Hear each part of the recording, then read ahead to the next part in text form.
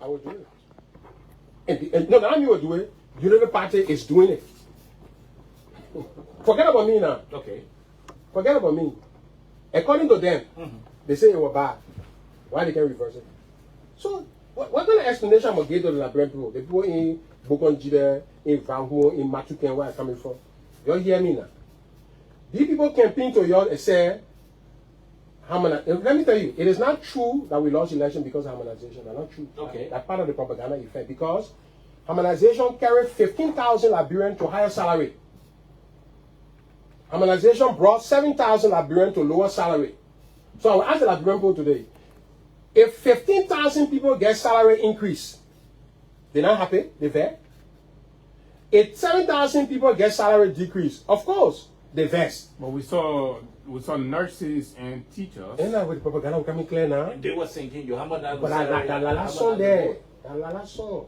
You know what I'm here for? In the election time, you not listen to me because enemies are finally go and they're confused. Right now, nobody confused now. People have one set of information that we're giving them for the election.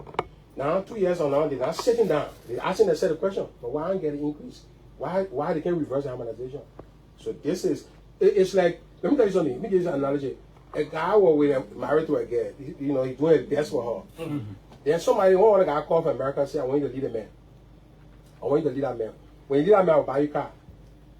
You will start traveling when you lead that man. The thing that you get, you get it now. So lead a man. The guy look up for him. Our family people say, lead a man. The guy left the man. The dude came to the RIA. He didn't get a car to pick him up. A friend can pick him up. Go. 6 months, he get a car. He can't buy the car. Oh, the guy said, our friends are telling us, oh, yeah, at least, I think you're not meant to use buy a car, you travel. You get a car, what time you start traveling?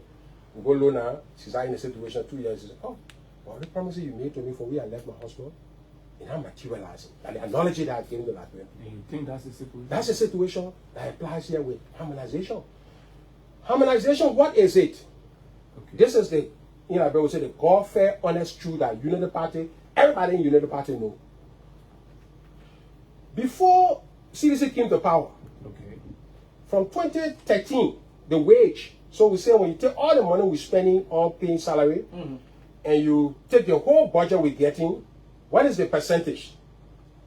That percentage moved from 2013, it was around 33%. 35, 33%. 2013, 2014, 33, then it started going up to 40. In June 2017, okay, the wage bill, I said June 2017 because of the last fiscal budget year under the Unity Party. 17-18 budget year, that Unity Party CDC, so I always let put it in yellow. 6 months were under Unity Party, 6 months were under CDC. So we share everything in 2017. But the real year, when you work on UP year, you got to end it at June 2017. The wage bill was 50%. 50%. That means 50% of what? 50% of the money we're collecting. So if we collect $100 in revenue, we use $50 to pay salary. That was the situation in June 2017. Okay, correct. Then we went to the election. So I'm coming to give you the number now for the wage bill by the end of 17-18. So from 50% to the end of 17-18, which is Unity Party and CDC year combined, the wage bill went to 58%. 58%. That's in 2018. No, 2017-18 end. Okay. Wage bill is what? Now we're having fiscal year 17-18 slash. We changed that in 2022. So before 2022, all the year will be 16-17, 17-18. So the wage bill goes up by 8%. Okay. No, not 8%. No, actually it's 7%. 7%. It's 7%. It goes up by 7%. That 7%, I will tell you, since I had two government, I will give Unity Party 2%. They were leaving power, they're continuing to hire people, giving government, you got to put in government. They added about 2%. I will give them 2%. I don't know the real, but I'm a fair human being. The party that giving power, if you reverse that, I will give you 2%. The party that coming power, give them 5%. So net, CDC took the wage bill up by net 5%. They were reporting that time here that CDC added $200 million. I went to the legislature, senator was asking, increase the wage bill. So CDC versus UP. UP took it at 52% from the time UP were in power, and CDC added 5 there. Then we started now with the process of bringing it down. If you look at the graph at that point, so everything the two-party, before CDC, things can be going up. Then when CDC comes, things can be going down. I will show you that pattern in the use of goods and services also. Yeah, I'll show you already on the price, the rice and gasoline price. So that the difference between the two parties, when CDC not there, things going up. By the time CDC come, things coming down. So the wage started coming down from 58 to 57 the next year. Okay. And where did you leave it end of 2022? I left it at 41%. 41%? That's correct. So wage as a share of GDP was 41%. You inherited it at 50%, and I left it at 41. Meaning there were decline in... No, there will always be increasing wage, but the share, it doesn't mean when the ratio coming down that you're not hiring. I will not be dishonest as a mathematician or economic to tell you. So then why was it coming down? The percentage? No, so because we enter an IMF program. No, listen, harmonization, what coming to now? Harmonization move around $32 million from the wage bill. So that's one of the biggest effects of it coming down there. Okay. So that is stability that happened under the CDC. And all the noise, the facts about harmonization are that before harmonization, there was no order to the government payroll. Recently, when I posted on Facebook, the former CSA boss, George Warner, responded and said, oh, it is not true that harmonization is the ultimate reform. There were reforms before harmonization. I agree with George. I'm not arguing that there were not reforms. USAID was supporting reform. World Bank was supporting reform. Everybody, IMF program was here. All that reform there, there was no hay, no take. Because there were two salaries. One was basic allowance. One was general allowance. Basic allowance was taxed. So, for example, one of the benefits of harmonization is that people who are working for government will have a higher money when they retire. Because the government is now taxing the two salaries, general allowance and basic salary. We put it together, we tax it. Before that time, only the basic salary. So it means we're depriving those Liberians. The senior student economics, LU and AMU and UMU, they should calculate. I put it as an assignment for them. Let them calculate how much money in retirement government workers lost before harmonization. That's an assignment for them, public assignment. Let's calculate how much money they lost. So if they retire before salaries were sinking down, government were not taking the social security deduction, which is 4%. Harmonization took that 4%. So necessary they call the salary. Even though No, I want you to explain that. If you say harmonization took that 4%. Yeah, because we put it together now. Okay. You get salary, basic salary, you're taxing it. General allowance, you're not taxing. So when you take the business salary, you take the social security number, a business salary, $something like $1,000, you tax it. You leave the other one. So when you put the two together, you tax it. Of course, you take more from the worker, but the worker will get more when they turn 60 or 65 years old in retirement. So that's a good thing for the worker. So a typical nurse who saw wage her number coming down by 4% say that the CDC cut their salary, even though when that nurse retire, she has already voted against CDC now. Or maybe we share all that information, but the noise was too much in the market. They say you can study in the market. Too much noise. When the election comes, all that thing is noise.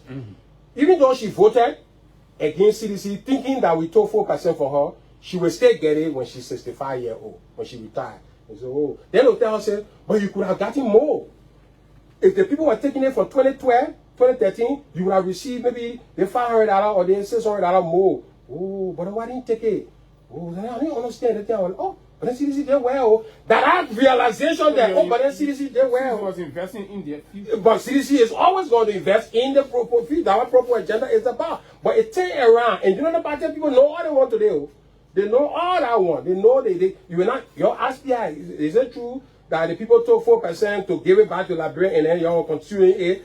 So that all that thing that led to it. Minister, CDC was beat on about your management of the wage bill, right? There were arguments that you bloated the wage bill, the processes of hiring. When this current CSA boss took over, he condemned the entire environment. But you know what I'm doing? The condemnation relative to the public. That's what I want us to talk about. But what I'm talking about. I'm saying the whole idea of reforming the wage bill, the way government hires. So that's what I'm saying. The reform means that we put the basic salary and the general allowance as one salary. To undo it, You got to go back to 2 salaries. So that's why I say it's not possible to undo. So the people who telling the Liberian people they can undo harmonization, let Liberian people tell them say they lie. Because you can't go back to basic salary and general allowance.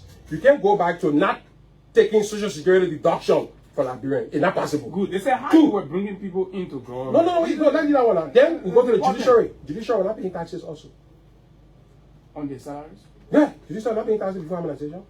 All members of the judiciary now today are paying taxes. When you undo harmonization, if it's not possible. Maybe that's why most of them were even your friend. No, listen, in government, President, we have said this, I think it's President Bouaka who said, but I think was probably ascribing me to President Weah, that I'm governing not because of making people happy or making people vexed. I'm governing not for the next 6 years. This quote is from President Bouaka, but this is the application of President Weah policy.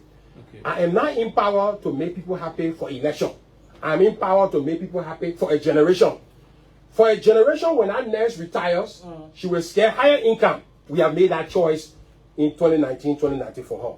We made a choice to bring 7,000 Liberians down to lower salary because, let me tell you the story why this thing started. The reform that Warner was referring to.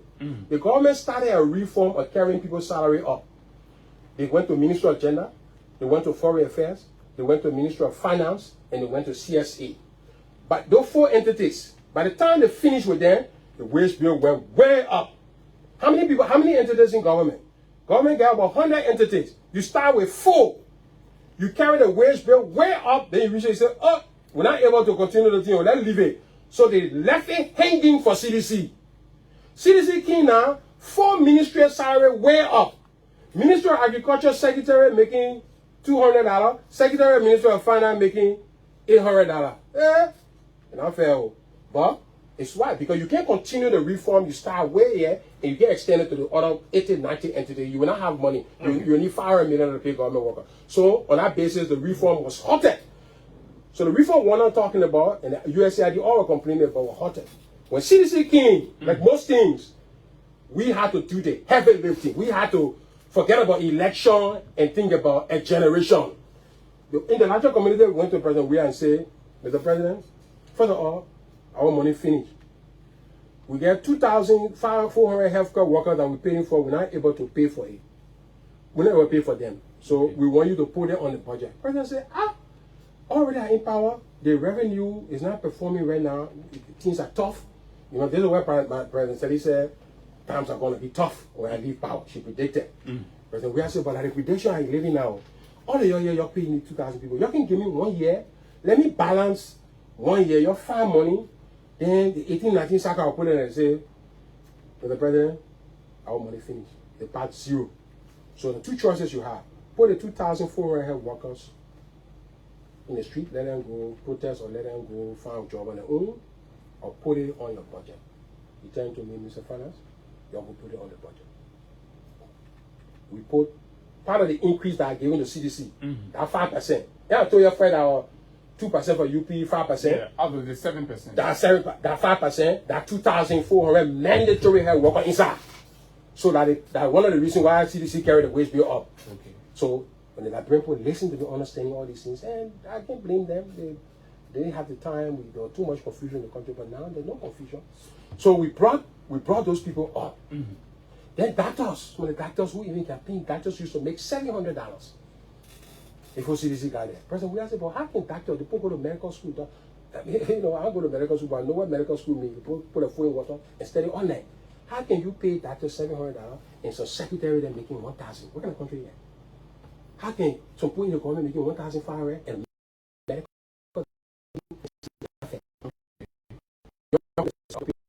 We got $1,000 off. Part of that increase carried the wage bill also.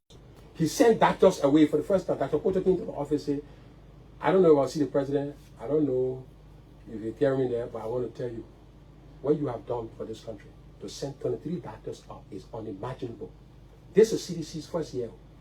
You send those 23 or 27 out for training. We've been fighting for this for years.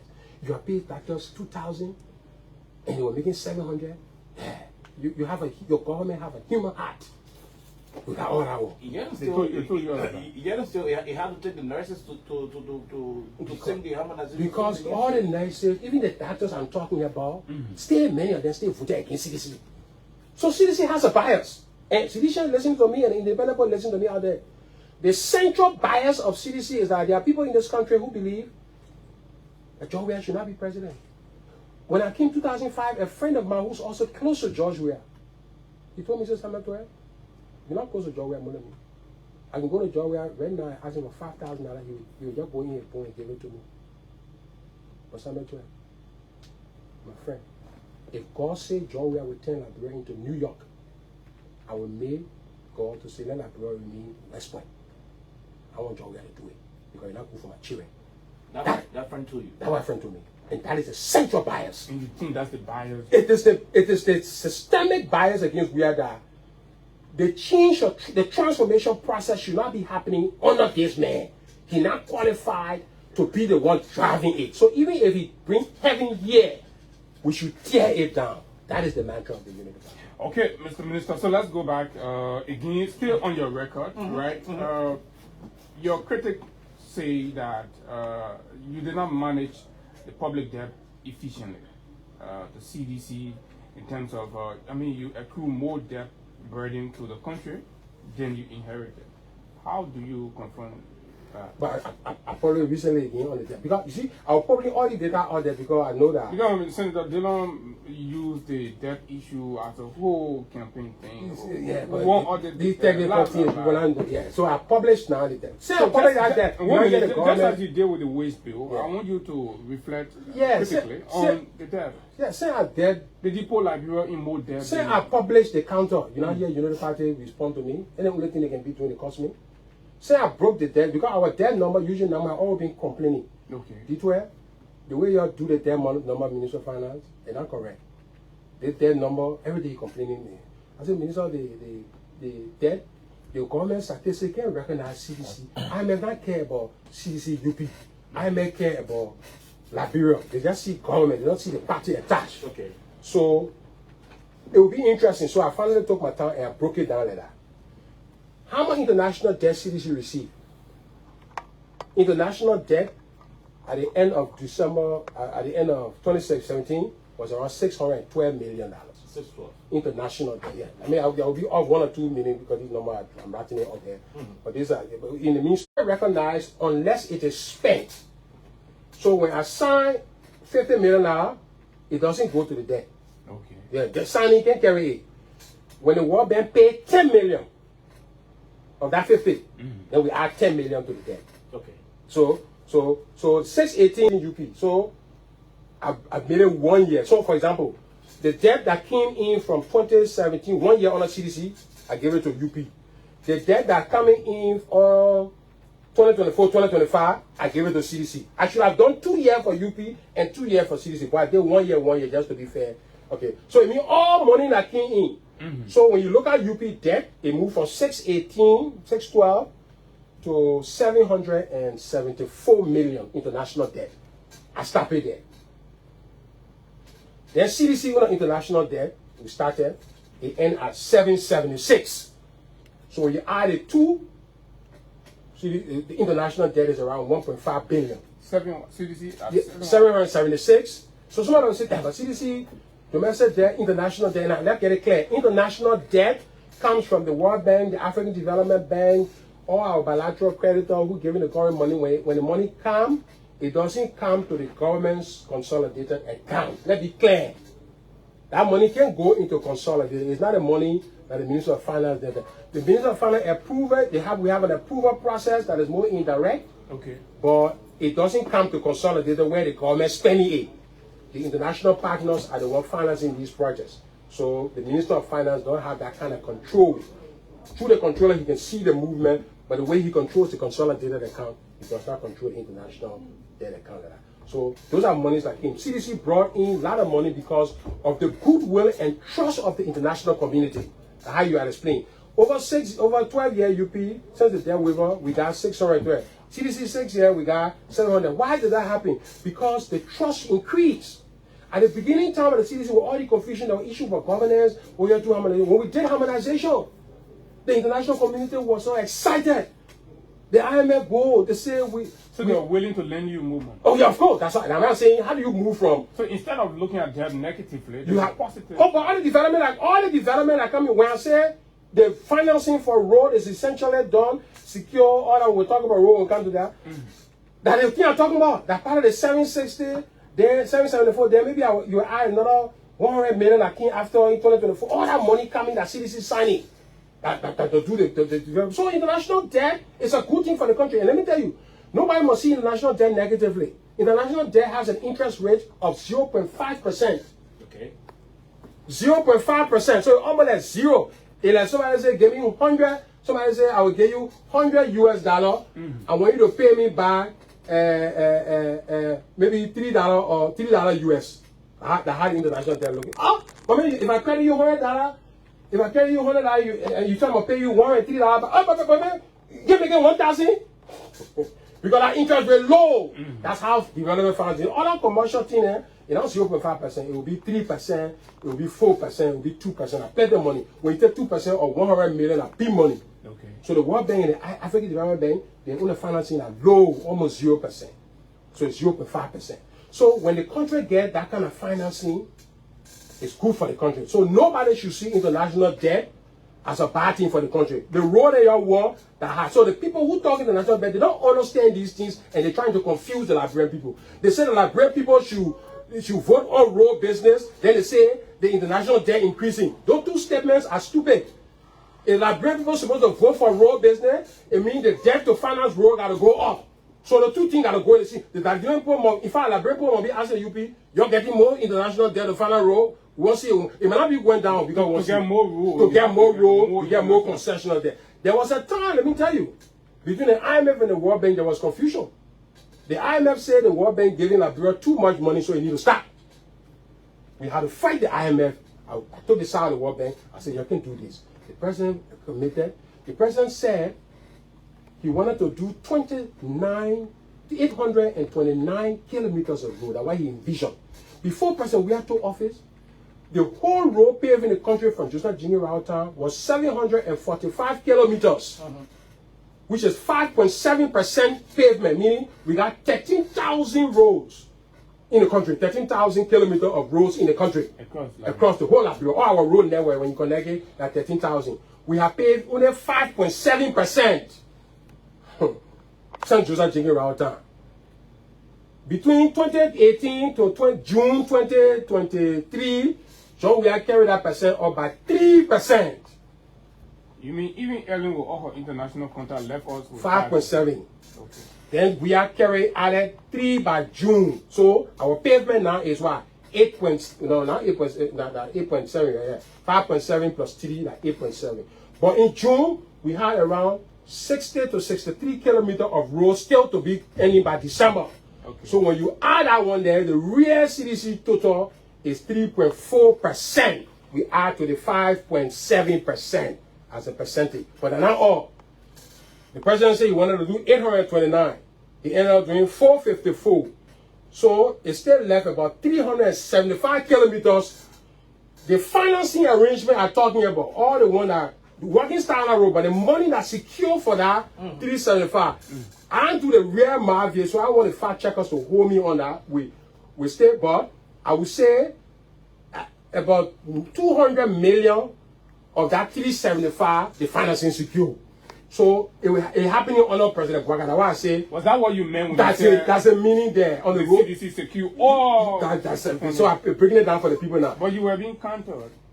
That, for example, the rubber. Monrovia to no, but I mean that road existing already. I mean, in the debate when people were the thing will be clear to everybody. It's clear to Liberian people. But that's what you're here. I'm explaining it now. That 375, the president, if the president had continued his election, I mean his governance, he will be completing at 375. So that 375 that President Bouaga will be completing around 200 million. I already found money from President Weah. The other 175 President Bouaga. I will credit the Unity Party if they found money for the 175, not for the 200. The 200, I will give it to President, we are. So realistically.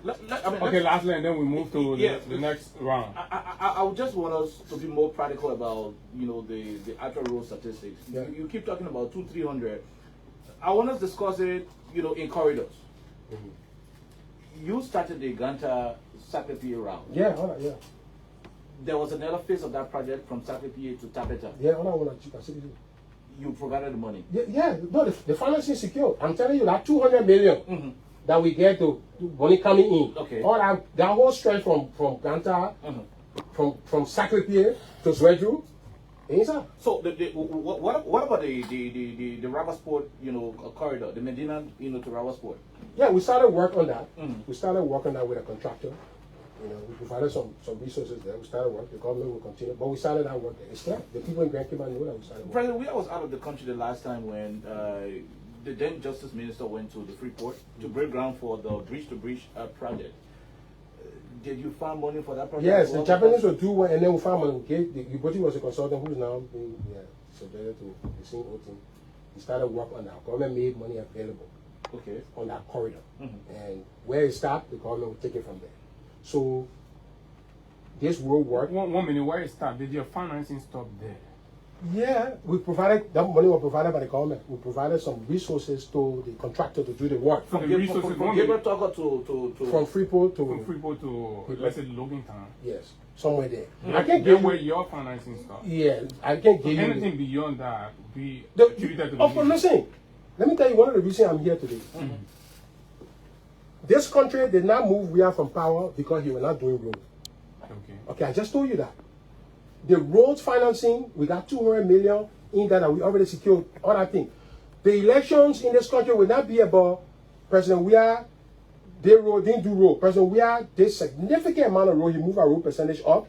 President Braka will continue that road. So you can't go to the people and say, okay, but President Weah built 455 kilometer road. Okay, but then we came to a bay 220 kilometer road. So how the election going to be there? It is a debate about legacy now. Okay, so no. The question is, we have built 454 kilometer road, 96 community road, 386 primary road. He paved it. And when I'm guessing that pavement data, it done. Waka says here, let's say he does 300 kilometer road. Okay, 2029 road construction. Just we have 454. Joseph Waka 400. Who did I bring for?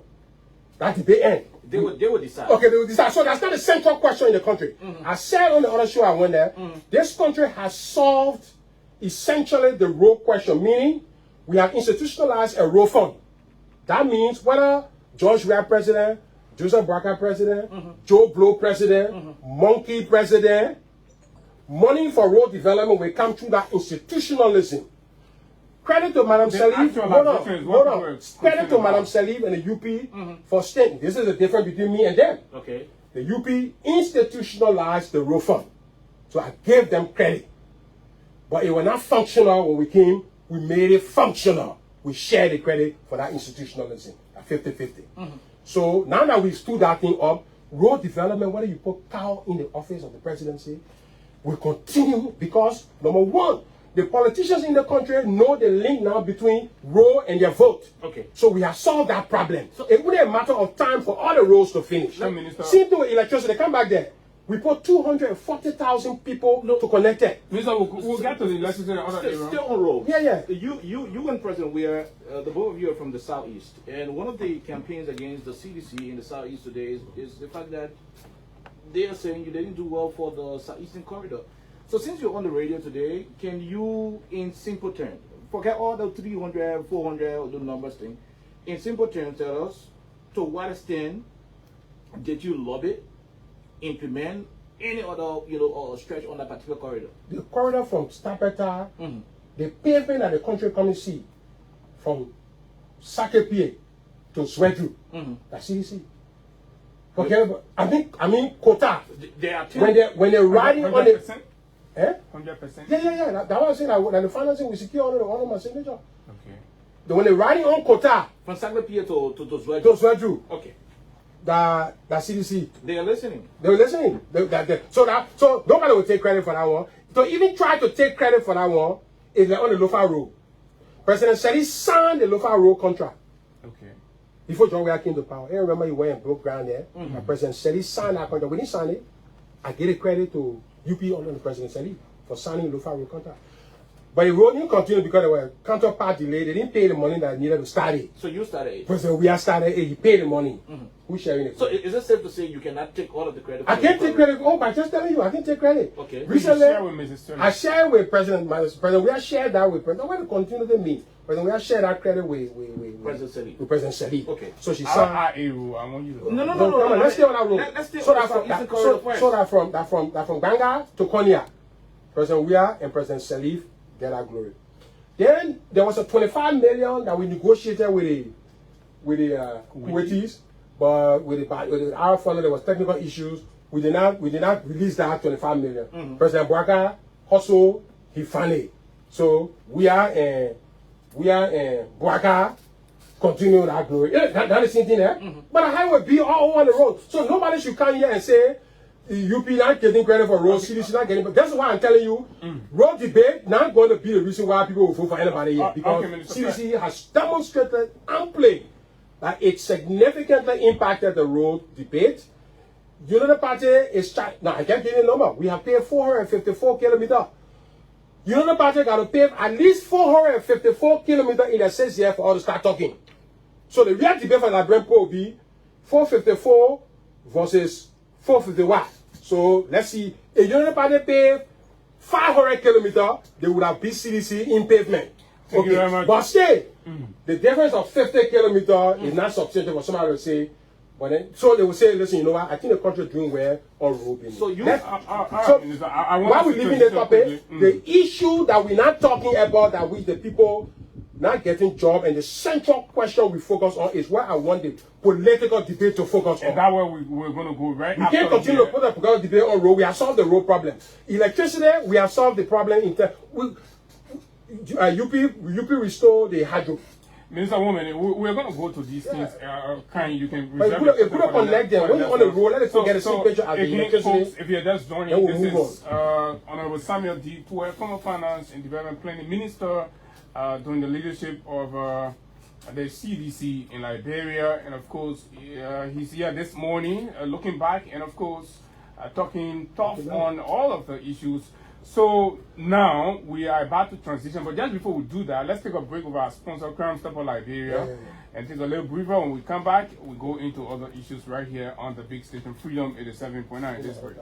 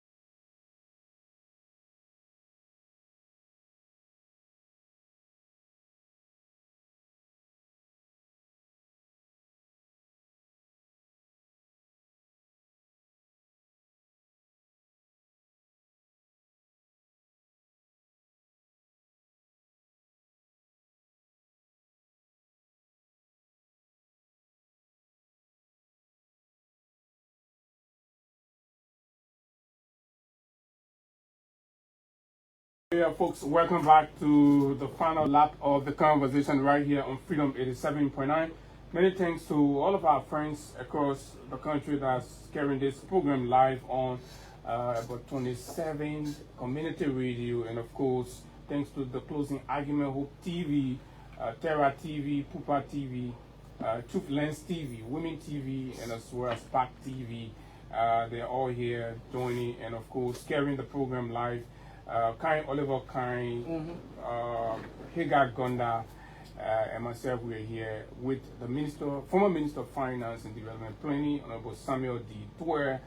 So now we had to take that breather with Crime Stopper Liberia.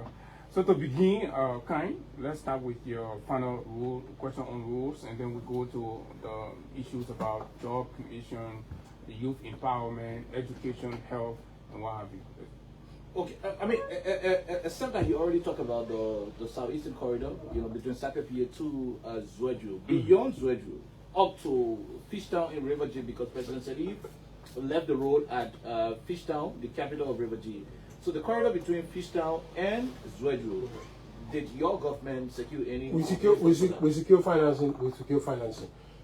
I think there is a small gap, but people. That's from Fishtown to Zwedru.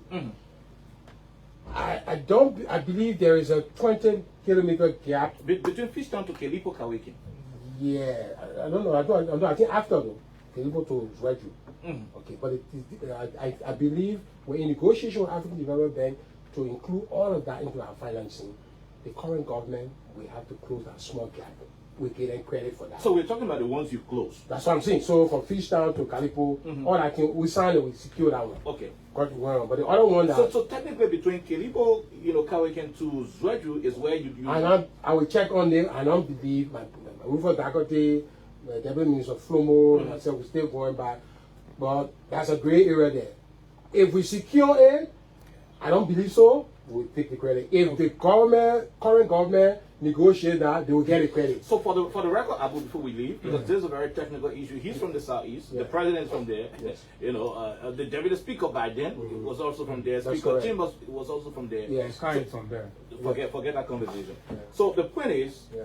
your government, the CDC administration, look for the money. That's correct. They fund the money. Yeah. They secure the money in the book people term from Sakapie to Tapeta to Zwedru. That's correct. Then you could not find the money, or better say, you didn't complete finding the money between Zwedru to Kelipo Kawiken. To the best of my knowledge, now I can make that statement here. Okay. On a factual basis. We found some of it. There is a gap. Okay. With Rufa, I had a long conversation about concluding on this gap. So I don't think before we. So the portion that is unclear, that you are yet to settle, until you can, revert to your document, is between Zwedru to Kelipo Kawiken.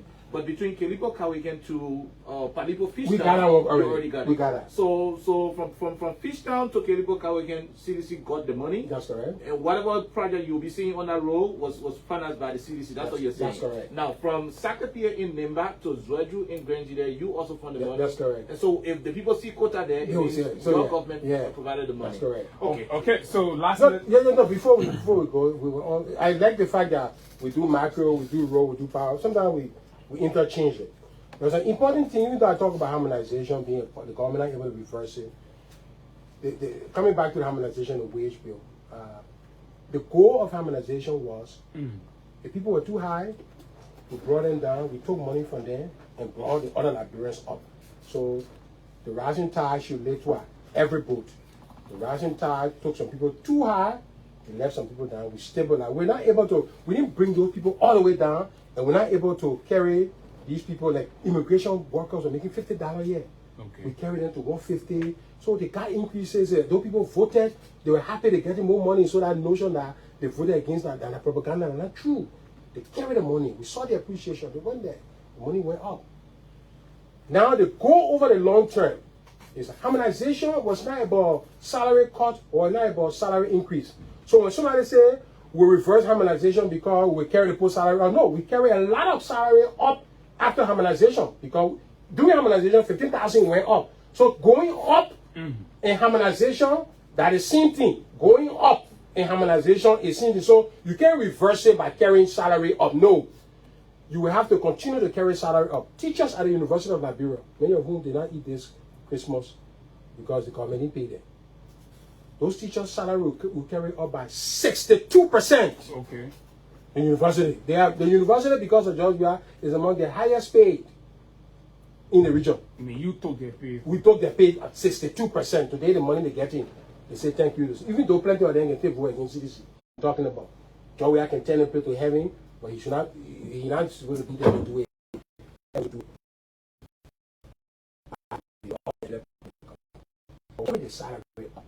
So when somebody say we reverse harmonization by carrying people up, no, salary increase was part of harmonization.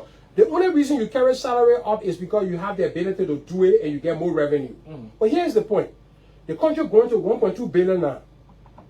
Legislature, the IMF, everybody should take note. Let compensation now have other compensation. Let's scrap it. When the budget is printed, other compensation will be zero. We must move it. In fact, let's move it from the land. There should be no code called, I think the code is some 111, 123. It should not be there. What are you suspecting? Because it is now 26 million. Other compensation, highest on the CDC was 5 million. That line from 2017 used to be 500,000. I think the technical people say it should pay some other compensation related thing. The CDC, the UP is now taking it to be a major place of hiring people, but not subjecting them to the transparency. So you have 5 million there? Yeah, in 2023, I only have 5 million. So who are those receiving that extra other compensation? Yeah, they say that some. So I'm adding that 5 million to my compensation. The one I get a number 311. And me I added all the money that was there under that land. That 5 million. When I do the same thing for the Unity Party, they are standing at 354 million. So before we go to the UP on the 26th, yeah, the government. Yeah. So I mean, you have 5 million there. That's correct. Yeah. All the compensation. Did they tell you? No, the way they say it was not paying people. Maybe they're using it for consulting, but it was small. For 4 years, they were like 1.2, 1.11. Then in 2023, they went to 5 million. So you are alarmed by the astronomical increase. Because from 5 to 26, next year they'll carry to 30. So in other words, let's leave it now. Let cancel the land. No, why don't you ask them to bring it down instead of canceling? No. Listen, when you say let cancel the land, and the reason why they may not want, let's move it to compensation. So there's nothing called other compensation, because other compensation is being abused now. So let the full transparency, and let me talk about transparency. So they would think you're being unfair to them because you have your own at 5 million. No, I'm saying that So I'm exposing now because it's going up by 26 million. Right now the budget is passed at 29 million. Other compensation get 26. So is it fair to like bring people for them to say the compensation at 29, 329? So meaning the argument will be uniform. Let's have it on. So it's the same thing. The same thing with wage harmonization. Abolish all. You know, this chocolate thing all here. Bring all together. Let's get the other compensation out of the way. If you say other compensation is transparent, we got anything to hide, the nationalization insists that when the next budget is printed, only you journalists should ask the question, go to the court and say, we want to verify other compensation. What is there? But this is like changing the rules in the middle of the game. One would say the best thing to ask for is to either tell them, bring it back at 5 million, or I can't. No, that's fine. Okay. In other words, the 26 million will not be paid because you're not in 329. That's another way to look at it. Okay. So instead of, if we say 329, the 26 million legislature should say, we'll take the 26 million other compensation here and do something. But they will say, they will say that people will pay. They will say, carry the people to compensation. If you're paying people, we believe all the things happening there. So we're asking for transparency. We're also telling the Minister of Finance that the fiscal data for year end 2025 is not completed. It's still carried at October. It's not fair. For us who want to be analyzing these data, the number must be December 31. They have had the time to see all these numbers, and they're still reporting as at October 2025. So for comparative purposes, it's not fair. So Minister, please. So let them update the budget book and include the end December. So we have 2 years of budget data, 2024. Right now we only got 2024. When you go to 2025, say as at October 2025. It's not fair, you know. So I want us to kind of, because of the sake of the public, let's go to the rubble see how. Okay. Let's talk about that. I mean, clarity on the financing. Where did you leave it? What did you do there? And all that.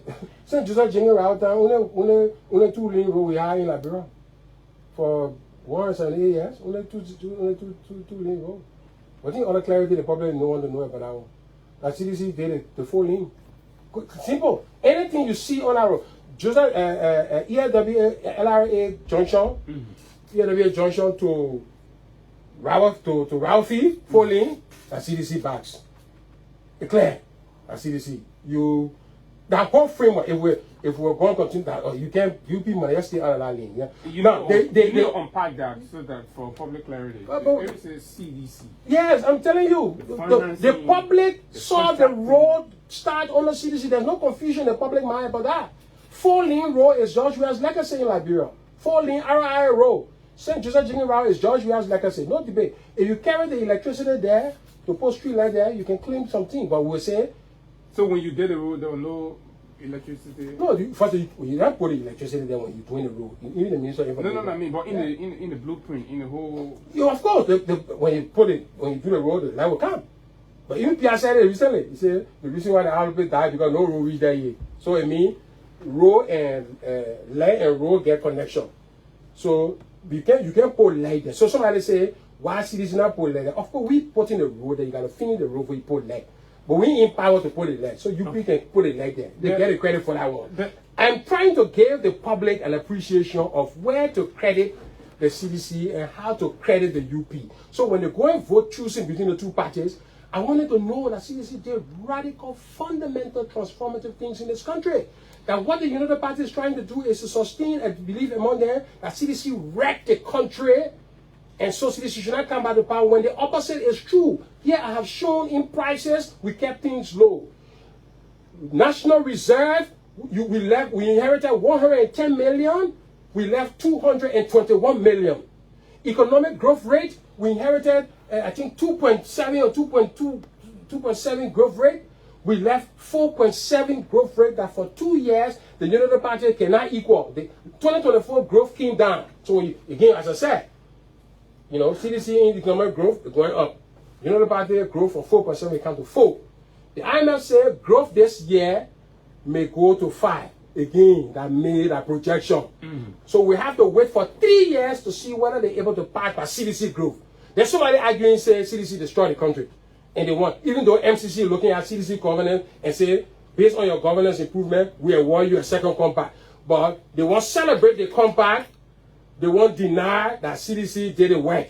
Because, as I told you, when John Weah turned Liberia to New York, he's not supposed to be the one doing it.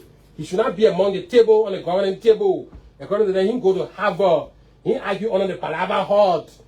Yeah, he do all that thing. He play football. Football man will not change Liberia as a debater in the country. Let's argue about education and, of course, the youth, the young people. Because the mass base of the CDC support is from the young people, yes, right? Unarguably. So the question now becomes, because many times we see people, why did young people beyond George Weah? Why? So when you had the opportunity to govern the country, what did you do for the young people in the education sector? Oh, let me tell you. The most important sector in the country, I will tell you, the most significant job the president of Liberia has to do today is to fix education. If I'm grading what the president has to do, I already told you road, we face it. So you put monkey there, road going, but you put monkey there, education will not be fixed because we don't have the institutional mechanism to fix it. We have done substantial work at CDC on a lot of construction. So I'll give you what it can. So the reason I'm making this statement is education has a link with the skills Liberians have. Liberians are reading way. If you take an 11th grade student from the world and plug them and compare them with Liberian 11th grade student, we are lower. It means we are not learning. We are not competing with the rest of the world. When you see all that white thing, you know what we're doing in the country? The passing marks supposed to be 70, we're bringing it down to 50 to 40 so people can graduate. That's what happened in Liberia. We are compromising the children's future. I've seen reports on university grades. Sometimes people bring it for me to correct it. When I correct it and get a grade, they cut it by half. I say, my man, all of that grade, nobody will pass. I say, yeah, but you see, this is how we're shortchanging the country. So, this thing that President Bwaka's major job now, President Weah set the base. President Weah constructed 48 early childhood education schools. 48. He constructed 28 schools. He put about 28 of those schools. He put them in school districts where there were no high school. And these 28, they are high schools? They are high schools. About 25 of those are in area where they never saw high school since Joseph Jingi time. That legacy is George Weah's legacy. So in addition to free WAS, to free tuition, he was availing the physical infrastructure 25. Then the 18 elementary early childhood schools he built. Not only that, he retrofitted under Minister Sonny those schools with I think 1 million books stored in. So physics, chemistry, I think what we're doing in school was struggling for a rare book here, that old rare book using 1 million books available to Liberian students. George Weah legacy. Textbooks. Biology, physics, chemistry, mathematics. So a good segment of infrastructure is there in the Liberia. I like the infrastructure.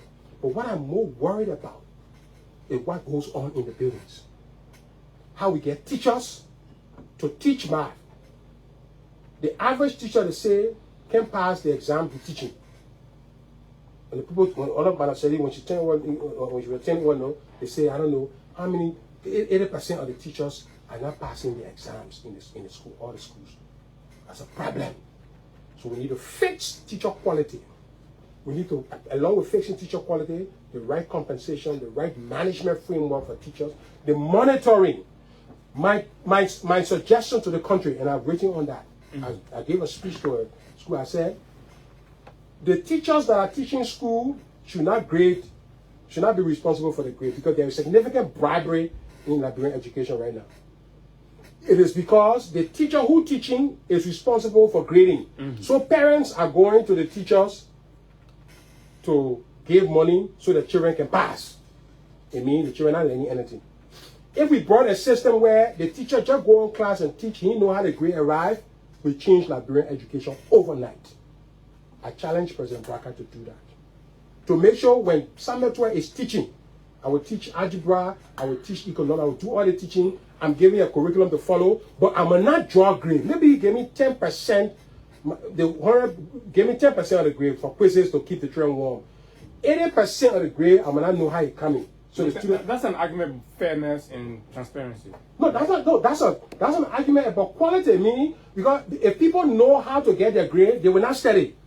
I can bet you, if you told the children that our teacher Thomas, the argument about quality, Minister, is in the lecturers, right?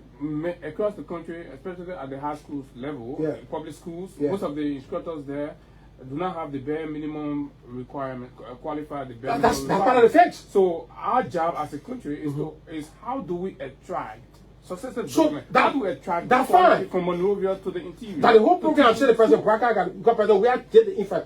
I'm saying on access to the IRIS project of the World Bank, to the Global Partnership for Education grants, we address questions of Honor Minister Ting Asusoni. We address questions, and his folks, occasionally all the boys, Lamine Taton, they did excellent work on the President Weah administration. It's an 8-team administrative education there. They did that work. The university don't want you to recognize that quality that was at the administrative education. Okay, you're saying you guys were mostly focused on infrastructure. We did infrastructure. We did the free tuition that brought 10,000 more students to the pool, the higher education pool. So under CDC 6 years, 60,000 Liberian students were having access to higher education that were deprived before free education. Somebody say you can cancel that. I bet you never cancel that. Also celebrate CDC for that. So we did a lot of these access things. The challenge, when I say we solve road, the way we need to solve education is to address quality.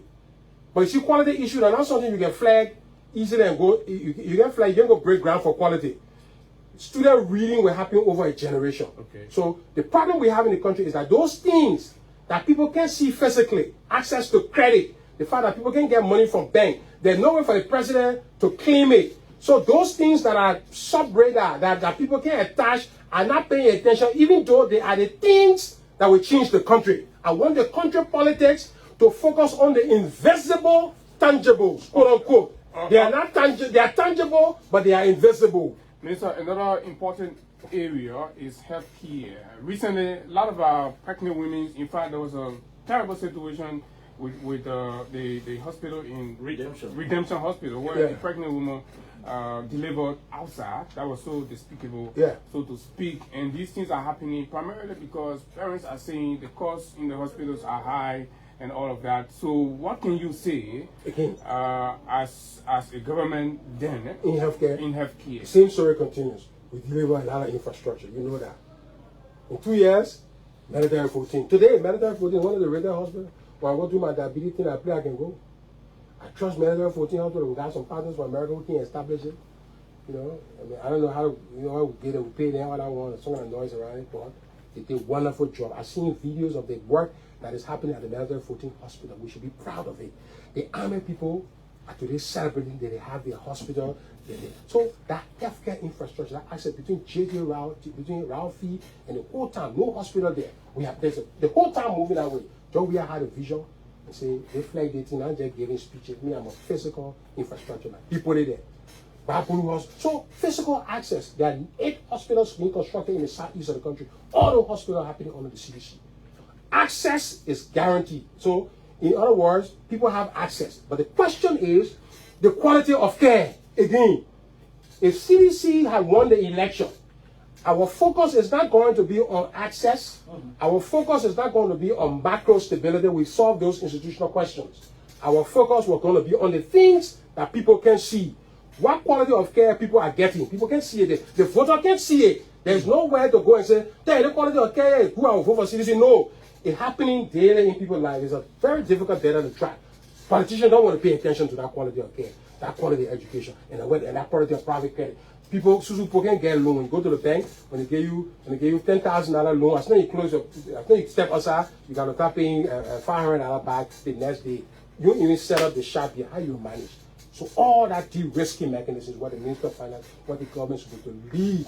We led on that with the judicial conference, but that was a first start. Second time, we're going to focus and deep dive on these big questions. So access to healthcare, Military 14 Hospital, the 8th hospital in the southeast, the Bapulu Hospital, the Redemption. Redemption is again continuity. UP started the hospital, we ran into problem. We took it to a new level under the World Bank. Bwaka will finish it again. Doctors in training for special labs. Yeah, we sent 20. I think we sent 23 of them. And I told you, Photos remarked to me that I will not see the president, but extend my greetings to him. He has done well for the country. Just knowing that the doctors in the country know that, even though the doctors who know that voting against this. But that's fine. John, we are not doing policy to be liked. He's doing policy that will be graded by a generation. And that's what's happening now. As we move away from the election cycle, as we move away, recede into time, as time lapses, people then begin to say, no, but the historical judgment, it's the historical judgment. But John Weah was a high quality president. Because at that time now, 25 million la bump up, 16 billion la, fake auditor debt, all those stupidness then like people, they're gone now. People start looking at the real question. What is the impact of free education in Liberia? What is it doing for Liberia's transformation? What is the impact of the access that he had built? After him, how was quality addressed? So you built for the 8 schools. What the quality that you know for the 8 schools? The textbook that he gave 1 million. The student reading it? What do we do to get students to read? What do we do to get parents to follow their students? Because let me tell you something. The path for Liberia's transformation has to be in human capital development. I'm not lying to you. Every day, in Microsoft, we're opening a technical center here. I will tell you, they'll bring the people from Rwanda, from Ghana. And the reason why Microsoft will not want to put it here, they will say the train Liberia can do math. The computer literate skills is too low. That play we need to work. So when we give exams, when people make 70, they should pass. When they make 55, 60, we say they fail to go study again. If you did that here, the Liberian student will study and they will pass.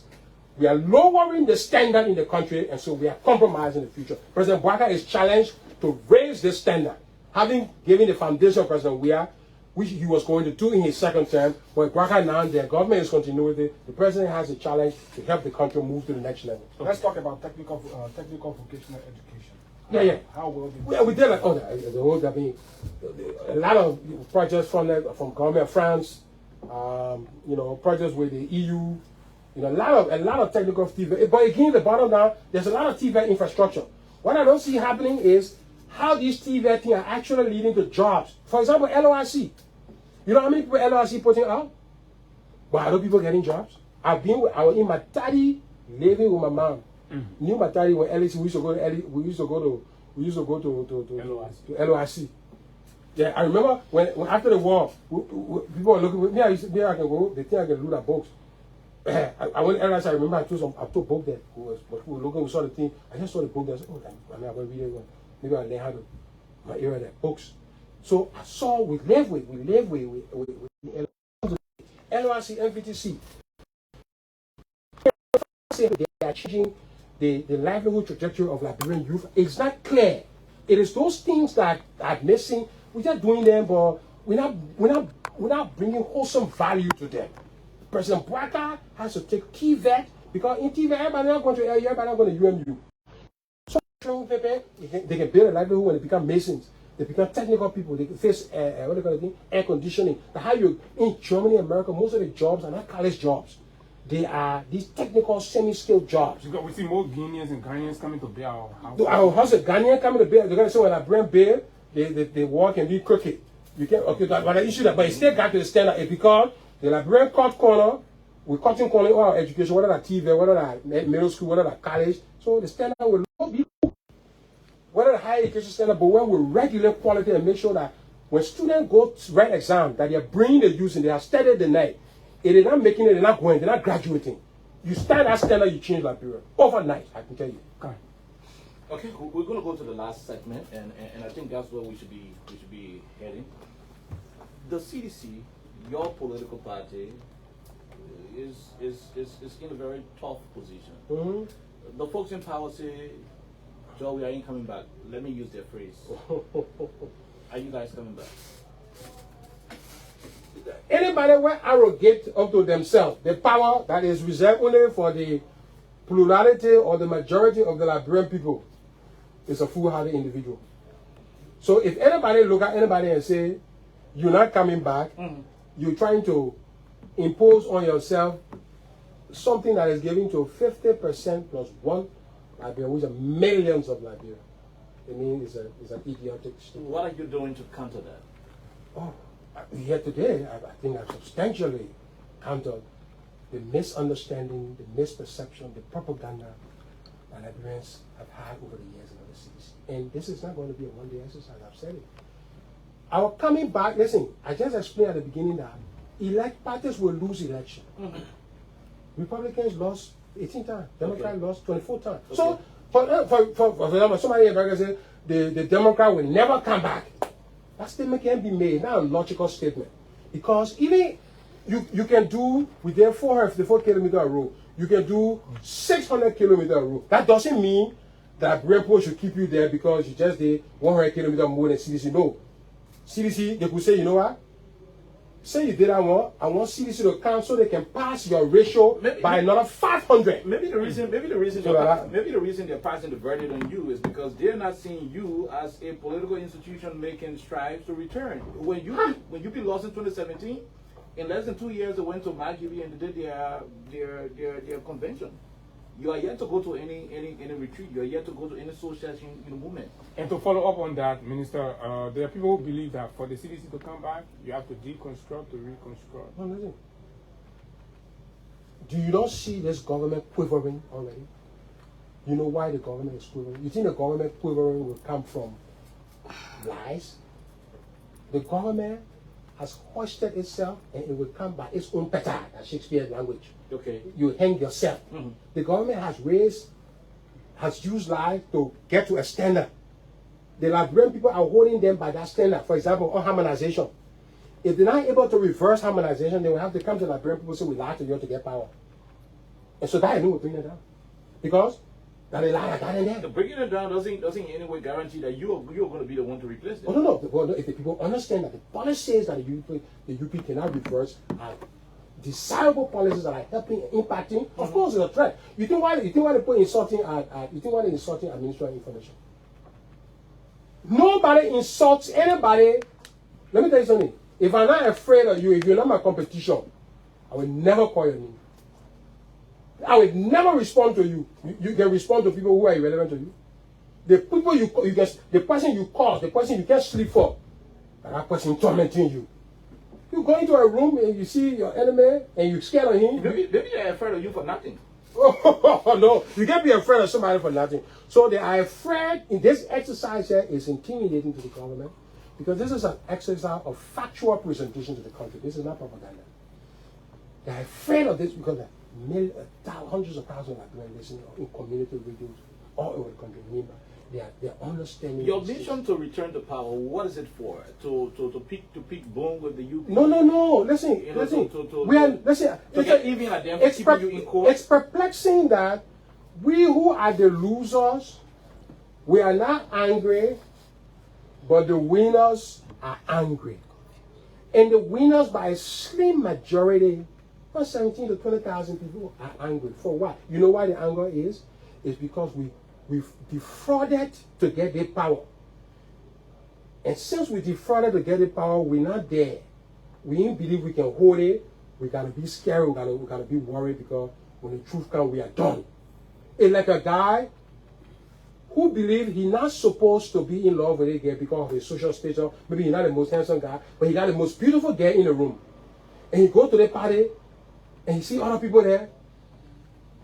They won't carry the girl and he said, I'm sure I'm supposed to be in the gathering, but Okay. that's the issue. So he afraid. Don't talk to that man. Okay. Don't talk to that man. No, come to me. And why the Unity Party do that? They are fidgeting because the monstrosity of the lies is now being exposed to the Liberian people, and we are coming with full force. The political aspect about a CDC organization is not the central question. Okay. It's not the central question of focus here. The central question of focus is to defend the legacy of what George Weah did. What Unity Party was successful in doing is to present George Weah as somebody who was quote-unquote clueless, who did not achieve much, who was all kinds of stuff. The evidence today show that George Weah was a remarkable, outstanding president. Okay, I have shown the numbers here. So once that impression gets there, the 70% of the work would have been done. Okay. The 30% of the work about having convention, bringing political parties together. When political parties come together, they have to come on the messaging. They can't come back. Such we are coming back is that, Mr. President, the narrative is that when I took power, the world was falling. The aid was leaving the country. Everybody was turning away. The World Bank, the IMF, nobody wanted to do anything with Liberia. Everything was in crisis. You're on your own, health worker. I met crisis, I inherited crisis. Rice spread was 16, I brought it down to 13. All that stuff, harmonization, wages were broken. I fixed all that thing. I carried doctor pay off all that work. I stabilized the country. I moved governance to another level. There were challenges here and there. I made some mistakes. But all that stuff, people use it to lie on me that I paid 48 billion when my total number of billion will be 14 or 14 something. Today people think that 48 buildings John Weah had. John Weah, I think at 14. But they were just telling me he checked it the other day. And maybe we didn't do a good job of going out there and say that not vote for. So we deny all that stuff. So in other words, the people understand that now. So the narrative is that, Mr. President, we misjudge your governance because of propaganda. So Mr. Tweh, you are coming back now, and you are coming back, Mr. President. Mr. President is coming back not to do the things that he did in the first term, because we have solved the institutional thing. I said it. In road, he built 454-kilometer road. He's not coming back to just continue building road. No. When you build road, there must be jobs that the road in January. Okay. When you do coastal connection, there must be jobs. Firms must locate here because you are bringing. John Weah brought tariff down from 35 to 23. The low tariff you see today, happy on John Weah. Like another one there again. The tariff was 35 cents per kilowatt hour. Today it's around 22 cents per kilowatt hour. Who brought it down? That George Weah. So last thing from my end before we go to the line. Yeah. So that's a narrative. Listen, that's the political narrative that the president is going to run on. So on his record. Last thing from my end before we go to Abu, this whole issue of the CDC coming back, is it going to be, settling scores? Because I remember when UP took over in 2024, 800 plus Liberians were laid off at the Ministry of State. That's right. 207 from the Ministry of Transport. Somewhere around 100 other places. They sack a lot of people with the perception that those individuals were hired under the CDC administration. I know that. And perhaps they were seditions hired. When you come back to power, what kind of, are you going to come back to identify those who UP also hired to dismiss them like the Unity Party did to your people you hired? Is that the kind of CDC I coming back? have known George Weah for better part of publicly for more than 30 years. Intimately, I have known him intimately since 2005. Okay. Before that, we used to go to him for help. You know, all the scholarship, all the studios doing University of Liberia. Legend of Virtue go to collect money for him. Chief Conrad, you know, he was general. You know, we knew him. We did not know. We used to hear about him. You always sack the UB people the way they sack No, them. wait now, coming to you. Okay. CDC, from 2005, I began to know the man. The man I know has no retribution in his home. Meaning, he can't pay debt. Okay. The man I know, I don't think he can change to say, I will come run after people. Because it's not in his DNA. The man will say, before the full announcement that I will turn the country over to them, let them govern, and I will see what they will do. That man will not wish for anybody. Okay. The fake witch hunt prosecution they're doing to us, I don't believe he will sustain it. The man who waved a burning summer car thing, what they call it, his nature is peaceful. So he's not able to be, you know, contradictory to that nature. That's him. So he will not witch hunt. His government will not fight. Then we have said, I'm not president for sedition. I'm president for Liberians. Liberians need work. He made UP people to protect jobs. As the Minister of Finance, I went there. I changed nobody. Maybe I want to move more Ali because you know. Any asking question water and sewer for. No, but that's what I'm coming to. But let me tell you something now. The Minister of Finance, where I move nobody. The Deputy Zuo, who's the Deputy Minister of Economic Management today, I'm my own friend, Barbara. Deputy Zuo myself slept in the same room working for East. I'm my brother friend from way back. I hired him as a consultant, consistent with George Weah philosophy. I got plenty of friends in Unity Party. So, Minister. But wait, the Deputy Zuo today is fighting people at Minister of Finance who know Samuel Tweh and moving them from there. Would I change Samuel Tweh to say, I hate Deputy Zuo? It's not in me. That he wait there.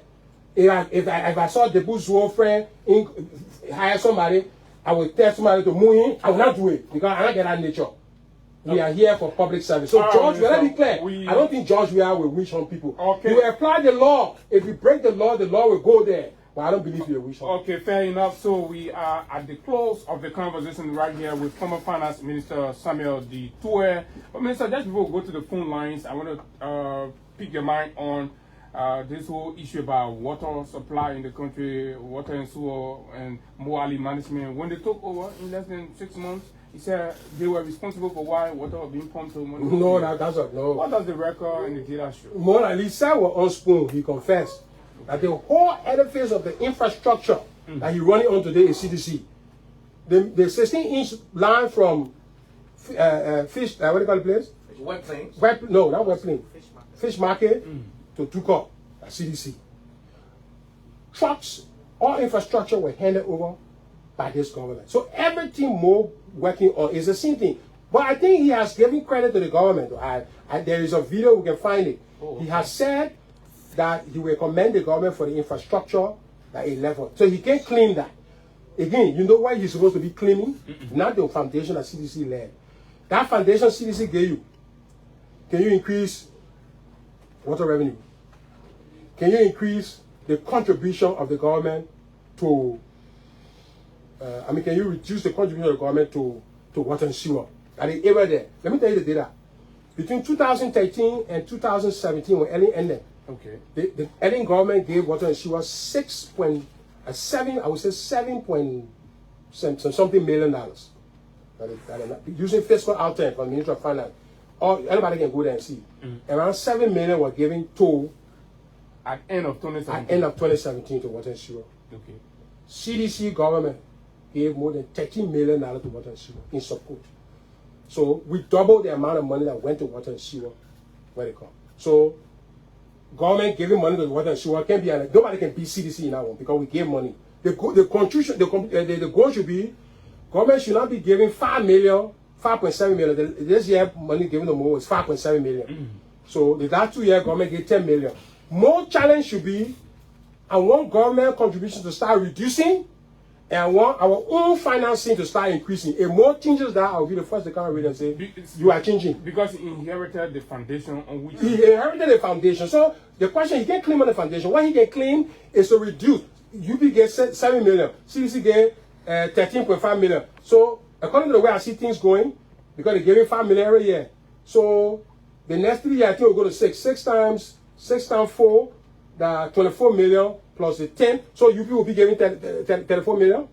Because we started at 5 million at 2023. So it's not going up now. So you think Mo should sit down there and allow the UP government to give him $30 million that he achievement? Mo is not doing nothing. No. So, okay. So Mo is resting on CDC's foundation.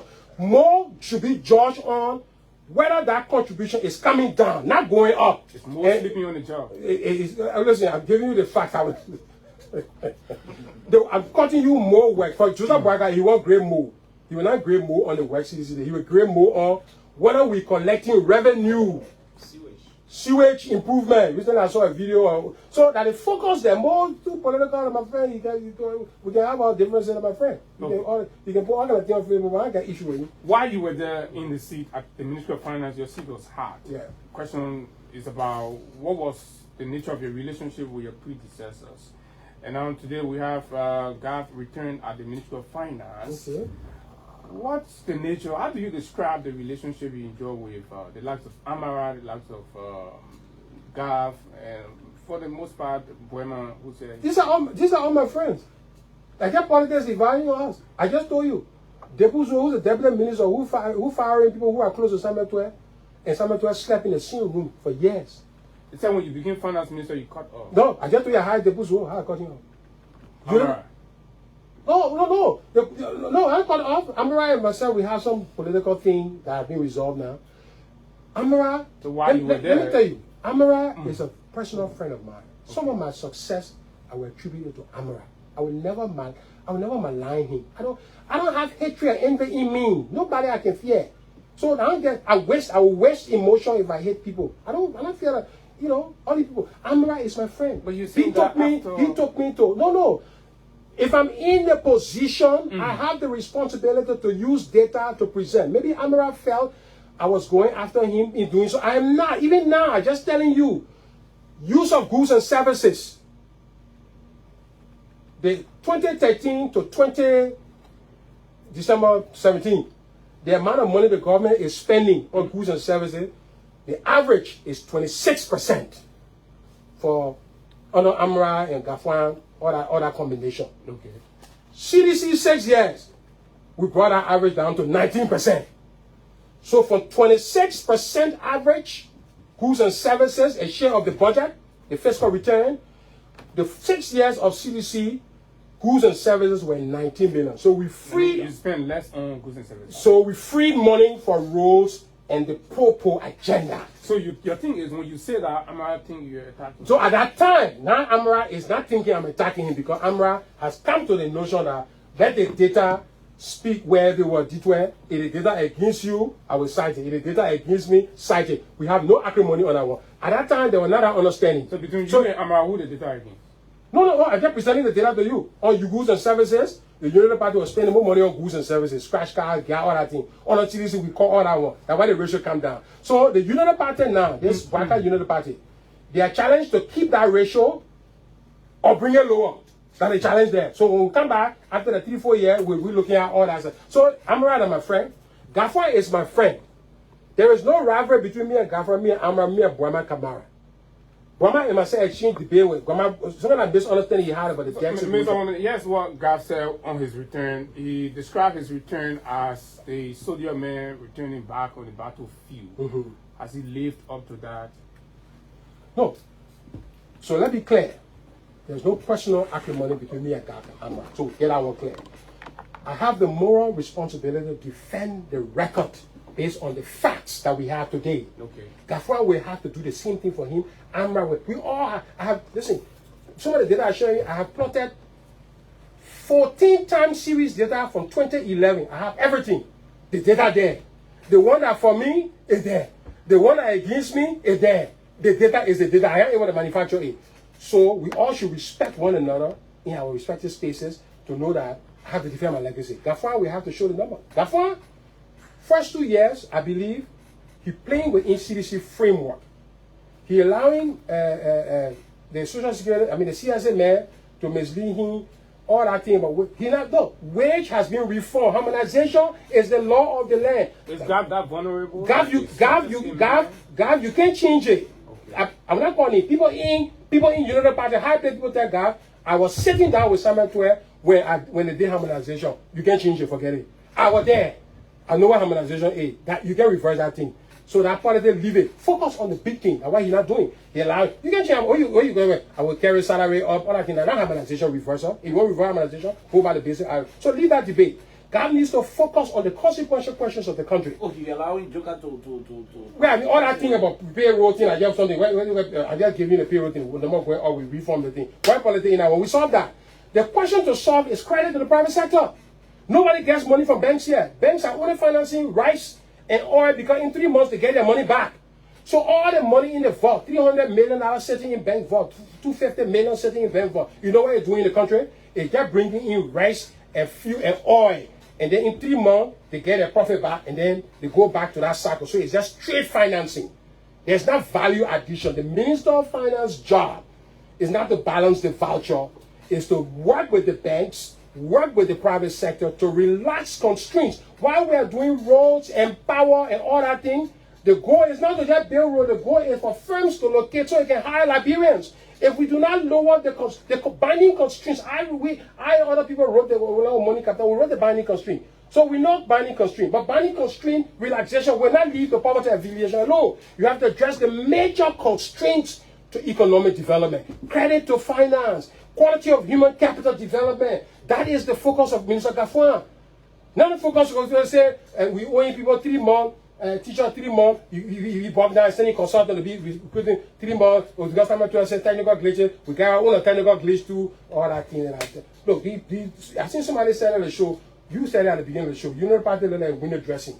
The yellow machines that are coming is a window dressing thing. Oh, we're showing we're working. That thing and that work, the work is reducing poverty, the work is creating jobs. All that other thing is ancillary.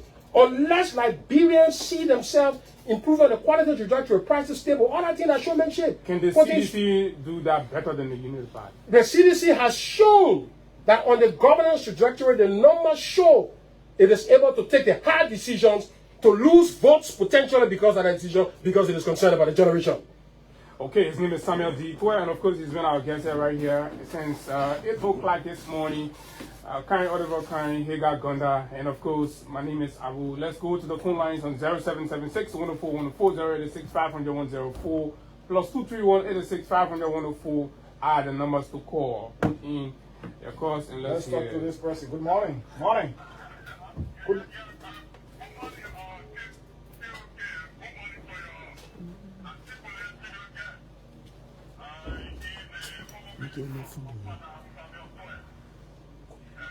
Go ahead, make your point quick.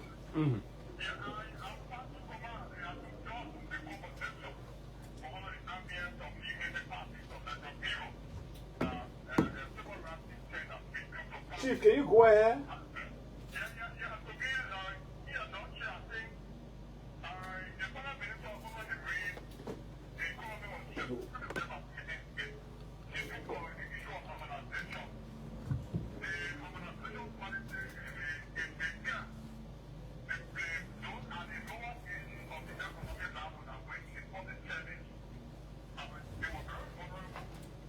All right, thank you very much. Thank you very much. Let's hold you there. Let's talk to this person from the international line. Hello. You're live. Go ahead. I want to say thank you to the astute minister. Go ahead with your concern. Forget about the pleasantry. Just ask your question directly. We're pressed with time. Yeah, so I want to ask Minister Tweh. Were there money for the rules from from Sacred that they signed from Sacred to Nigeria Central on Tuesday? All right, thank you very much. Thank you very much. Let me take this. Hello, good morning. Yes. Good morning, ma'am. Yes. This is Mandela calling from Oniburu. Go ahead. I want to talk with the Samuel Tweh. Samuel Tweh, you made a lot of honors of what, particularly you as the finance minister. You see, certain things were happening. You didn't know, perhaps, but in a certain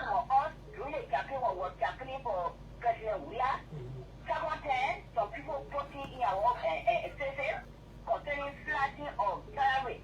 We saw poor people now, though, what they call people want somebody. Go ahead. And it was there. I want to come and pray with one word. Yes, yes. We're slashing our salary everyone. Okay, all right, thank you very much. Let's talk to this person. Yeah, Morning, Derek. the point of propaganda.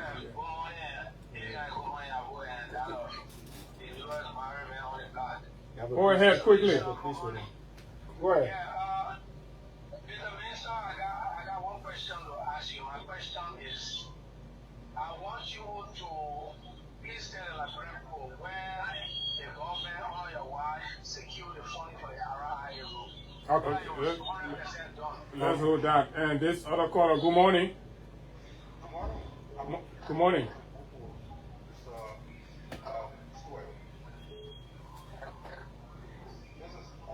Go ahead. Go ahead. Yes, this is Jerry Gay, and I'm calling from Broad Street. I don't know how much from our minister.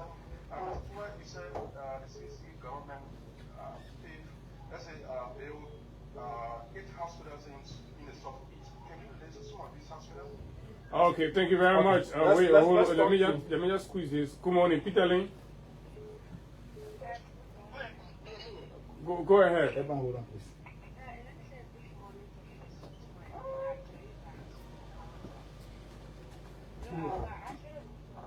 Peter Lynn. Go ahead quickly, Peter Lynn. Yeah, I want to commend Mr. Tweh for his professionalism.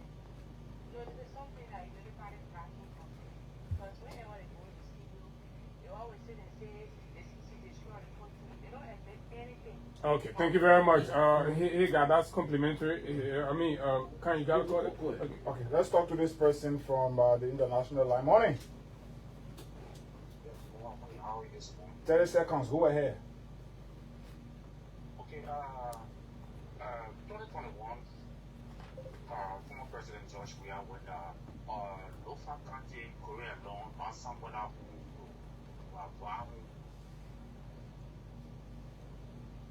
Hello? I go to supply. Yeah, hello? Yeah, go ahead. Yeah. 2021, former President George Weah went. Lofa County, Korea alone, Iran, Masambola. President George Weah did a groundbreaking ceremony there. We shall to supply Olahu, Koya, and Wonjama. So my question is, can the minister please explain to what the status that the former government, The Masabola Home Hydro. Okay, thank you very much. Let me squeeze. Yeah, we have the public. Quickly. Okay, that who on here? Yeah, let's hear you. Go ahead. You have to hold on. Go ahead, hold on. Hello? The caller on. Okay, go ahead. Hello, good morning. good morning, Abu. Can you say good morning to your studio guest? My name is Eugene F. Joe Jr., and I call you from Capital Barbas. Abu, I just want for the minister to tell the Liberian people, involvement into the CCC involvement into the. Oh, your line went is down. down. What did you say? What was your question about? Yeah, the involvement of the CCC government related to the full auditor, and the three missing boys from St. Moses. Okay. Let's talk to this That's a good person. question. Morning.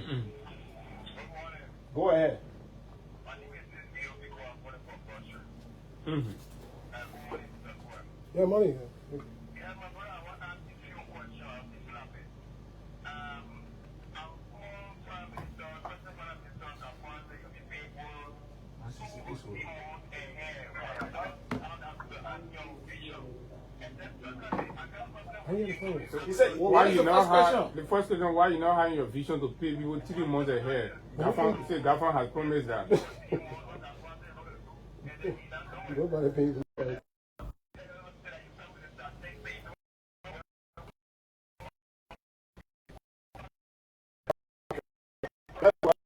Morning.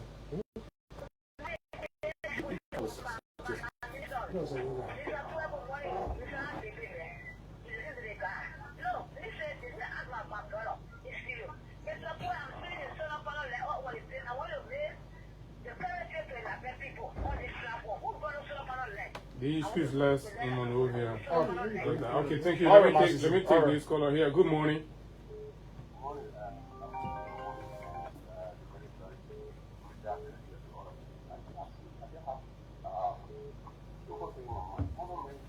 Please be audible. Please be audible.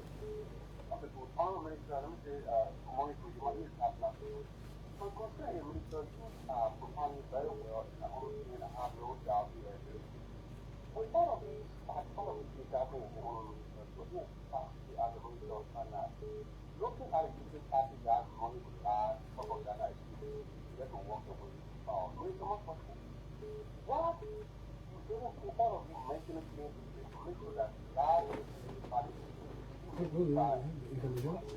order to continue the Okay. Why you didn't put Thank into you. place Let's talk the to mechanism? this person from this The contact is 0776104104. Hello? 30 seconds. Go straight to the point.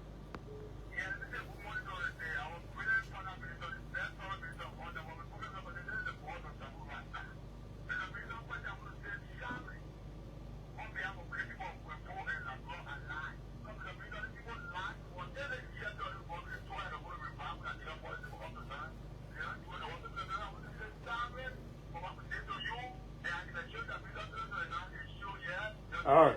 Thank you very much. Let's take 3 more calls after this. Good morning. Good morning, Abu Shari, and good morning to legendary D12. This is Safa Manoba Jenaka, and I called for Pinto this morning, Great Kitman County. I just want the minister to list the number of rules that were undone by the CDC government that were already signed, into an agreement. I just want the minister to highlight that. Okay, let's talk to this person. Morning from the international line. Yeah, hello, my name is Bugata, I'm calling from my school. I've been following the conversation, and there's a few things I want to touch. One of the issue, the lies that have been in the corridor of our conversation is largely due to the journalists, because journalists refuse to ask the hard questions. There is just one line that's always pushed by the United Party. They always say, the CDC destroyed the economy, the CDC destroyed. Refuse to ask how destroy the economy. Just look at 3 macro indicators, right? And the economy has 3 macro indicators to show you whether the economy is bad or the economy is good. And we'll look at the GDP growth, inflation, and the GDP size. Right? So all of the party, from 2012 to 2017, GDP was 2012 was 9.9%. In 2017, when it turned out the PDC, it dropped to 2.5%. That is 74.7 decline in the economy. Inflation in 2012 was 6.9. In 2017, inflation was 12.5. Okay. That is a 1.2% increase in the future on the United Party. Yes. Real GDP was 800 million. In 2017, it went up to 900 million. That is 12.5 growth. On the overall, right? United Party turned over a low group with a high inflation. That's right. And let me tell you what the CDC turned over. United Party in the last 6 years, right? The CDC GDP was 4.6%. That's what the CDC turned over. So from What did the CDC tell on the inflation numbers? The inflation, so inflation was 12. I know when the minister is here, you face that. So let's take. Continue, man. Yeah, let's take Unity Party who's in Kiawu. He's known. So let's take him. UP, and of course, and he's also with the former speaker Tyler Party as well. So let's hear you, Hussein. Yes, so it's an extra privilege. Let me say that pleasant good morning to you, Abu. Good morning to the minister of the studio. This is Hussein Tewo. I call from Chicago. So let me ask the question quickly. Minister, do you believe that the law is precedent? And the reason I'm asking... The law is what? The law is precedent. When you go to the court, laws are precedent. Precedent, stereo decides. Yes. Laws are precedent, similar to the case of Brandon Samuka. Presidential mandate, as he said, right? So, can you say in the perfect manner that the law is precedent, and when the precedent is there, will you accept those precedents? Okay, thank you very much. Let me last this quiz, this caller. Good morning. Good morning. Good morning, Abu. Good morning. Quickly. My name is Bob Gugwe. I'm calling from Liberia.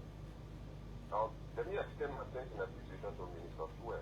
I think we are doing more or less a correction for the United Party, something we should have done in the last 6 years, and we should have saved our government. We said it. The kind of clarity now we're making.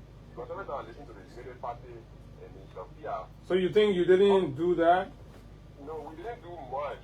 Get it. All of these things Mr. Tweh is saying, have we done in the last 6 years?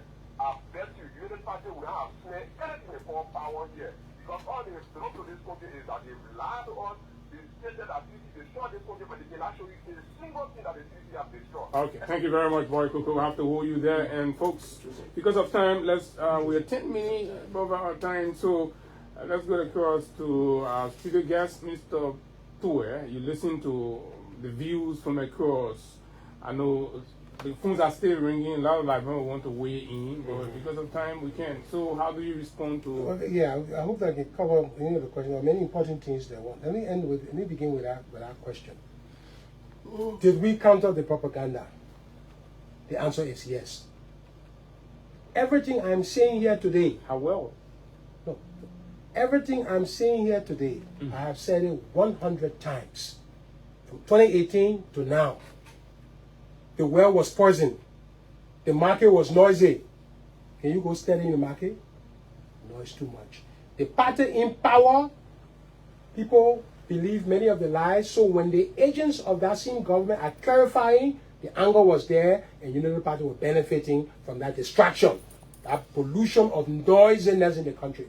All the 16 billion lies, all the 25 million lies, everything.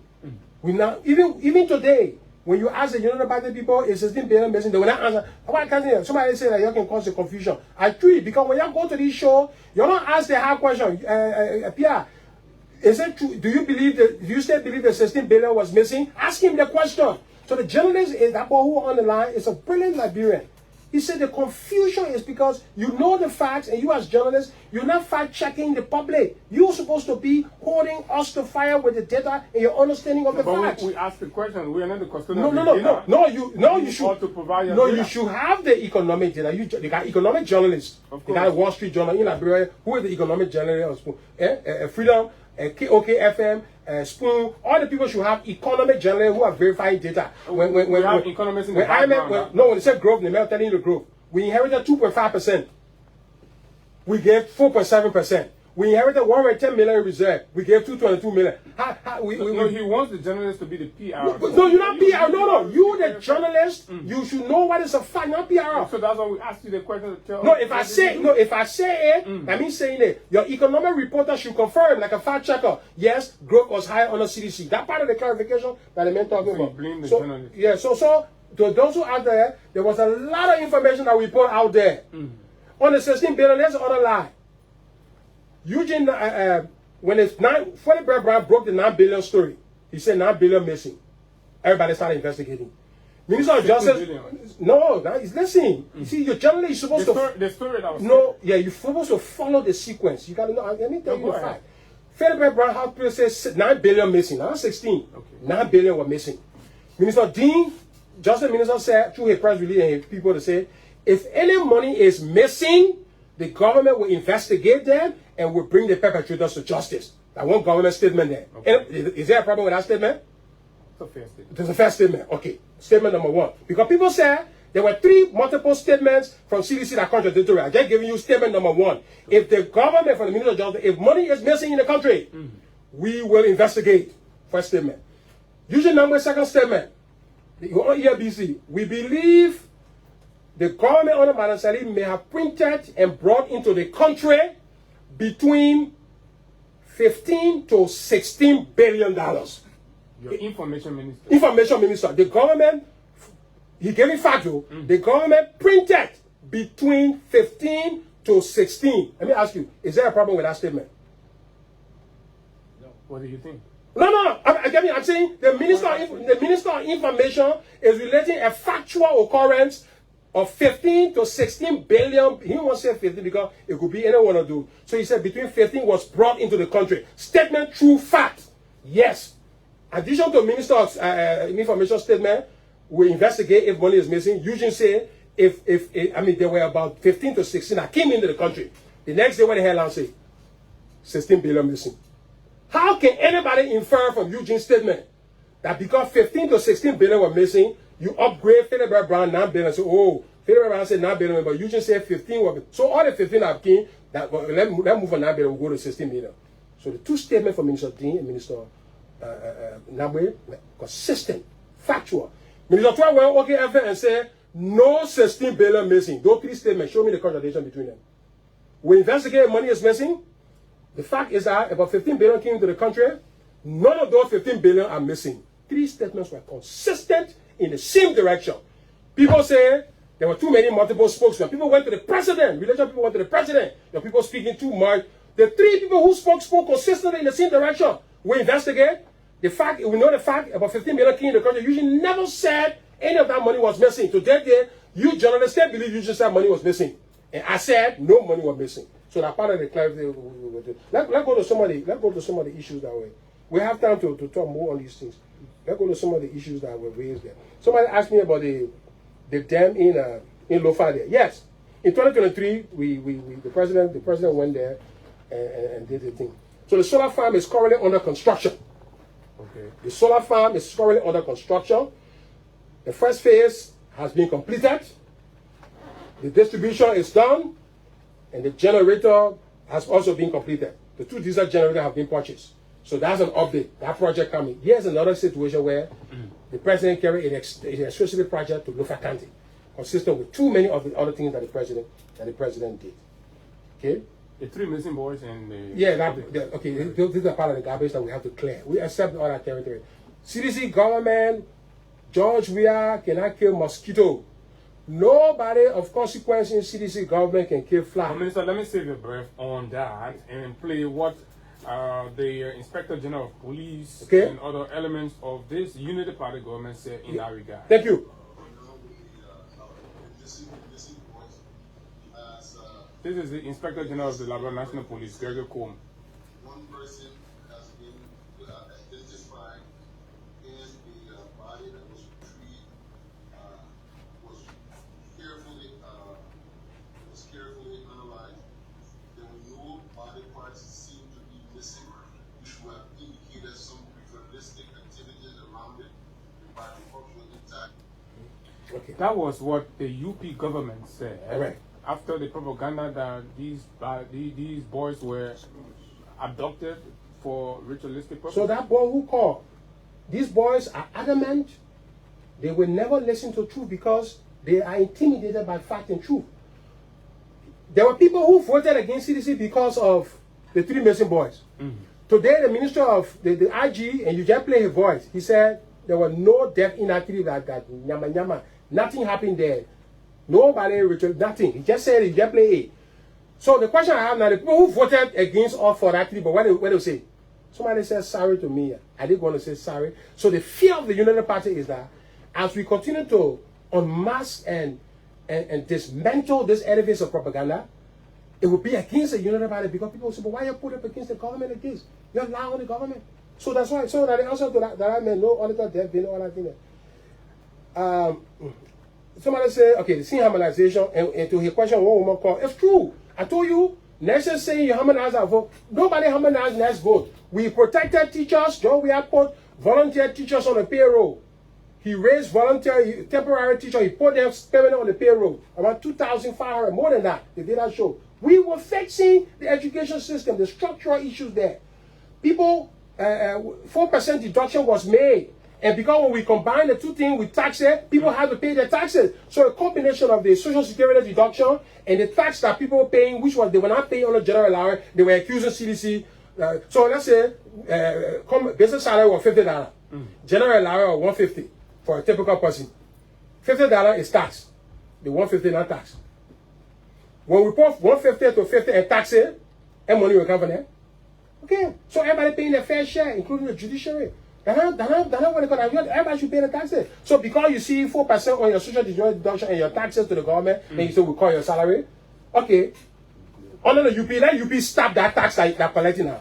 The government should maintain UP that all the taxes that civil servants are paying because of harmonization, let the United Party call a check and refund it to them. If the United Party does that, if they cut the taxes and return it and cut the social security, I will resign as a member of the CDC and will never participate in any public debate in the country. Minister, let's conclude with the hospital thing because of time. The 8 hospital you mentioned. Okay, yeah, the 8 hospitals are there. I mean, River G, Grand G there. I will not have the whole list, but the public knows 8 hospitals will provide the location. River says, Bapolu, no. Bapolu, the Emirates. I'm talking about a project from the German embassy with 8 Eastern hospitals. He's talking about the so 8 Eastern hospitals, they are there. We got a list there. Grand G there. We went to some of them. Yeah. You know, one of my frustrations with the dean so the fast checker are actually asking about it. Yeah, so we'll get a list. No, listen, I want a fact checker to go check for the 8 hospital construction and the project. I'm the Minister of Finance. I know about all that one. So it's there. It's already there. We said we operational that one in Riverside. We constructed when we went to some. So they're there. Then the fact checker check. So let's conclude. Somebody asked how far you did the move from River Street to EFW Junction. Yeah, so the financing is from African Bank. African Bank is financing that along with the government of Liberia. We use government resources to finance. We use African Bank resources. You know, that project was under East. East has some road projects under President where we diverted all those road projects and say, yeah, that financing, that agreement that you get to do road, we'll take that whole project and bring it to RIA. Let's stop the death occurring because of too lean on this important road. And that's a good thing. Credit to the president, credit to all the people who work. Do that at 100%. The road not finished yet. No. Okay. We're 50 million in. Another 50 million gotta go. So African already started. Road work that year, 4 years. No government. What are you talking? It's a multi-year government. United Party will start something, we'll end it, we'll start something. The issue is when we start something, United Party must say, CDC started the road, yeah, we're getting the credit for it. We'll continue it. That's what they didn't want to do. Even though the public know, look, the bravery, the effrontery for somebody to ask question RIA road, knowing that the country know that on a job we are road starting. To ask that question, it means you're brave. You think the Liberian people stupid. They were passing too lean road. You know the traffic easement in the country, people talking about, you know what contributing to the easement of traffic, you know that?